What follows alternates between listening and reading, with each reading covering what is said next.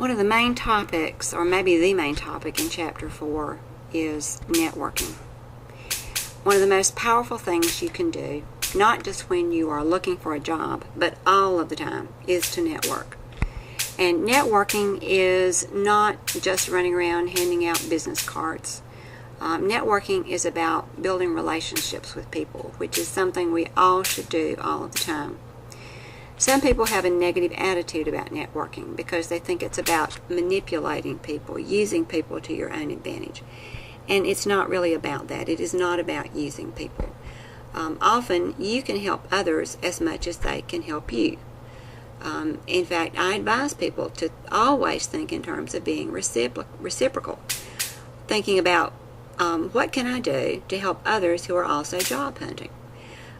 Sometimes if somebody is looking for a job that is slightly different from yours, you may be able to connect them to something you've seen on the internet or something somebody has told you about that is more suited to them than it is to you.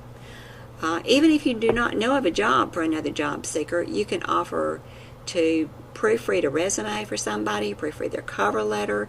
You can offer to do role play interviewing with them, or you can just offer encouragement and perspective. I once heard an author interviewed on a talk show, and this man had written a book on networking for African Americans, but I think most of the things he said could apply to anybody. Here are some of the things I remember from the interview. One of the things he said was to help others first, which was what I was just saying. I always think first in terms of what can I do for these other people that I know that I'm networking with. Another thing that he said was to be friendly to everybody. The most humble people often know or are related to someone who could really help you. So it always is a good idea for lots of different reasons to be friendly to everybody that you come in contact with. And also be ready to build relationships. I always think in terms of building relationships, getting to know people, keeping in touch with people. Something I would add is to reconnect with old friends. And of course, this is especially easy with social networking.